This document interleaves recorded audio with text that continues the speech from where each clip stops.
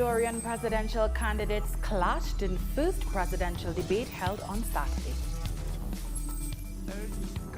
The WHO is pleading with big economy countries to stop hoarding COVID-19 vaccines. And historic snowstorms kill 4 in Spain. Hello and welcome to teleSUR. I'm Doris Polo in Quito, Ecuador, and this is from the South. Candidates in Ecuador's presidential election set for February 7th held their first debate on Saturday, organized by private media. The debate came amidst a dispute over the possible removal of 4 councillors from the board of the National Electoral Council. Candidates discussed the economy, employment, public health, and public safety. Each person had 1 minute and 30 seconds to present their proposals and an extra minute for rebuttals. Unión por la Esperanza candidate Andrés Arauz, who is currently leading voter intention surveys, did not participate. In St. Vincent and the Grenadines, the dome that broke through the crater floor at the La Soufriere volcano on December 27th is continuing to grow and has taken an ellipsoid shape. This was confirmed in a bulletin from the National Emergency Management Organization. A team from the University of the West Indies Seismic Research Center spent Friday preparing equipment for deployment. The alert level remains at orange as the volcano continues to exude magma and steam on the surface. We've been in contact with several hoteliers, some who have not opened up their properties as yet, as making those rooms available for them. Certainly we're having to put a contingency plan in place that if we need to help them with medical support, i.e. Using the respiratory center as a backup for them as to how we would potentially do that. And certainly using Huanora Airport as much as possible as another source of getting personnel into St. Vincent. So a lot of communication has been taking place behind the scenes. We're hoping for the best, but we're preparing ourselves for the worst. Trinidad and Tobago's Prime Minister spent a second night in hospital after undergoing an angiogram and subsequent angioplasty on Saturday. A statement from the Office of the Prime Minister noted that Dr. Keith Rowley was resting comfortably following the procedure, which uses a tiny balloon catheter to open clogged arteries. Around 5 p.m. on Friday, the recently appointed chair of the Caribbean community felt discomfort and was rushed to a private medical facility. He's said to be in good spirits. At this stage, as I say, the Prime Minister, he had some discomfort. He took the precautionary measure of coming in for a checkup, and that's what's happened. And of course, as you would expect, the doctors just want to run some more tests, and they will do what they have to do. As far as you're aware, is this the first time he had such discomfort? I don't know the Prime Minister's medical history, nor would I speculate on it. But I mean, I've been with him and he has been fully coherent. I mean, it is the Prime Minister. He's carrying on conversation, joking and this type of thing. He's in a good state. The affairs of government continue exactly as they are at this stage. The Prime Minister is the Prime Minister. I've been in touch with my other colleagues in the cabinet. We all continue to pray for him, and we all know the job that we have to do, which is our various ministerial portfolios.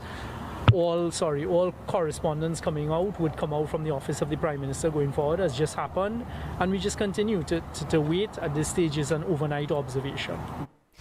Meanwhile, opposition leader Kamala Persad-Bissessar extended well wishes to Dr. Rowley. She said, "I wish Prime Minister Dr. Keith Rowley a swift and full recovery.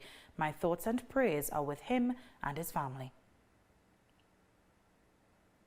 Now, the announcement by Haiti's Electoral Council that elections will take place in 8 months has further complicated an already volatile political situation, prompting condemnation from organizations across the country. The Electoral Authority has announced that the vote on the controversial constitutional referendum to strengthen the powers of the president will take place on April 25th, while general elections are carded for September 19th. Social organizations and opposition parties have rejected the declaration and have called on people to take to the streets. The Jaclaire group in particular decried that insecurity in the Caribbean country has been aggravated by this proclamation. Continuing with Caribbean news, Barbados Prime Minister Mia Amor Motley says her government has reached out to Cuba for assistance to control a surge in COVID-19 cases that stemmed from a party on a bus on December 26th. On Friday, the country recorded 39 new COVID-19 cases, pushing the cumulative number of positives to 780, with 385 recoveries and 7 deaths.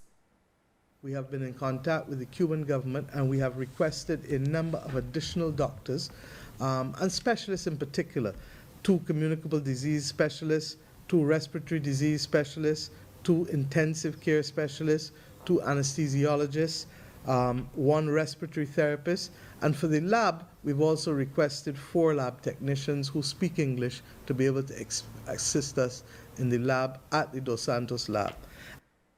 We have more stories coming up. Don't go away.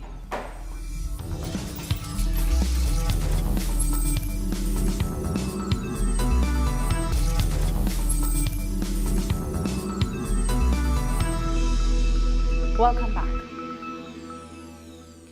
The World Health Organization has urged rich countries to stop jumping the queue and making bilateral deals for the first wave of COVID-19 vaccines.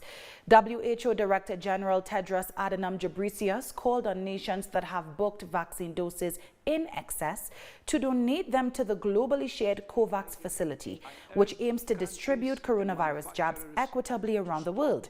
He added that 42 countries have started rolling out their COVID-19 vaccination programs, 36 of them being high-income nations, while the remaining 6 are middle-income states. At present, 42 countries are rolling out safe and effective COVID-19 vaccines.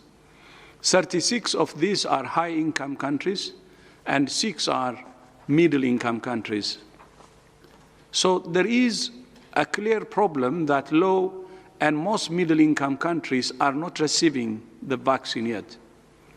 Vaccine nationalism hurts us all and is self-defeating. But on the flip side, vaccinating equitably saves lives, stabilizes health systems, and would lead to a truly global economic recovery that stimulates job creation. China has announced it is going to vaccinate all of its citizens from COVID-19 for free.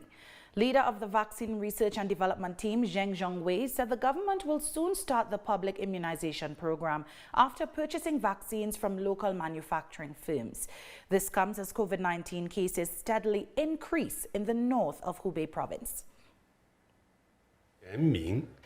Our country will provide free COVID-19 vaccines to all people, which means people do not have to pay a single cent for the vaccine. Enterprises have cost in the research and development, production, storage, and transportation of the vaccines. As a result, enterprises will price the COVID-19 vaccine as a public good based on costs, and the relevant government departments will follow the corresponding procedures and buy from enterprises at relevant prices and then provide the vaccine free for all.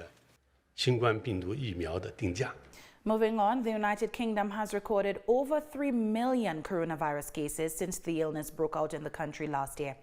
Health officials said the record was reached after almost 60,000 infections were confirmed in 24 hours. 1,035 fatalities have also been registered, pushing the death toll to over 80,000. The UK recently reintroduced strict measures, sending the country into virtual lockdown to try to curb the spread of the new COVID-19 variant. Caribbean countries continue to struggle as nations with large economies rush to acquire COVID-19 vaccines. The Bahamian health minister said his government is working hard to ensure citizens don't get left behind and are immunized within the first 3 months of 2021. Countries in the Caribbean who are receiving of COVID-19 vaccines, I think you would realize that they are all British protectorates. They're still a part of the United Kingdom, and a part of the UK's policy is it's distributing vaccines to its territory. So you'd find the Cayman Islands, Turks and Caicos, the British Virgin Islands, those entities receiving vaccines. As I would have said in my statement earlier, the Bahamas government is aggressively seeking to procure vaccines, and we're doing all that we can to ensure that in the first quarter of this year that we'll be able to present a viable vaccine to the Bahamian people. On that note, we're taking one last break, but stay with us.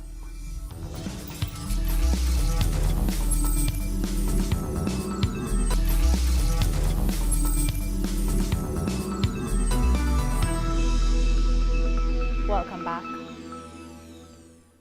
Snowstorms across much of Spain have left 4 people dead and has caused chaos in the country.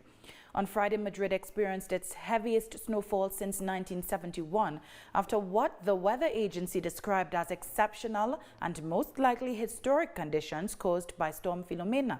Madrid's Barajas airport was shut down with traffic disrupted on nearly 400 roads. The Renfe rail network said all trains to and from Madrid have also been cancelled.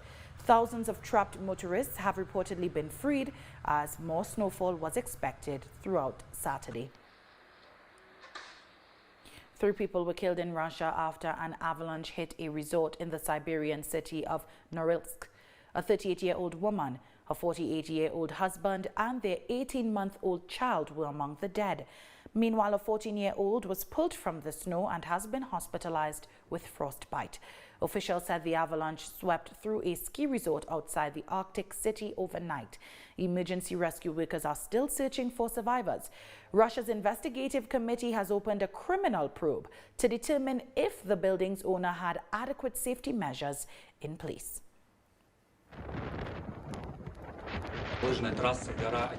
There was an avalanche in Krasnoyarsk Krai. As a result, up to 6 buildings were buried under the snow. According to preliminary information, there may be people under the snow. Search and rescue operations are underway. The work of rescuers and volunteers made complicated by difficult weather conditions such as blizzards and strong winds. Indonesian authorities have found the location of a crashed plane's black boxes, providing a clue to the fate of the missing Boeing 737 aircraft. Rescue teams have also found debris in the sea, along with human body parts believed to be from the 62 passengers who were on board the craft. All of the travelers were Indonesians, including 10 children. This is the second fatal plane crash to occur in the country's airspace in 2 years. In October 2018, 189 people were killed when a Lion Air Boeing 737 MAX jet crashed near the capital, Jakarta. We have detected and continue monitoring 2 signals sent by the black box. We have marked the position. Hopefully, within a short time, we'll be able to take it in so that the National Transportation Safety Commission can identify the cause of the accident. Polls have opened in Kyrgyzstan as the presidential race kicks off a few months after the ouster of the previous president in October. The crucial ballot is expected to restore peace in the Central Asian nation, which sank into turmoil soon after a parliamentary election won by pro-government parties. These polls are the first to be held since the ex-Soviet country was embroiled in a political crisis. Ethiopian refugees who fled conflict in the Tigray region have finally settled at a new camp in Sudan. The settlement was established by the United Nations High Commission for Refugees at the Tenedba camp in Mafaza, located in the east of the country. The UN Refugee Agency said it is still receiving new migrants as the Sudanese government has kept its borders open to allow free movement for asylum seekers. We arrived here yesterday, after 2 months of displacement. We found the situation better here. Since we arrived, we found cooked food and we ate. We stood in line for a quarter of an hour only, and we received our tent and settled in. The people who arrived before us have received everything: lights, solar panels, and donations. With that, we've come to the end of this news brief. You can find these and many other stories on our website at telesurenglish.net. And feel free to join us on social media, Facebook, Twitter, and Instagram. For TeleSUR English, I am Doris Bolo. Thanks for watching.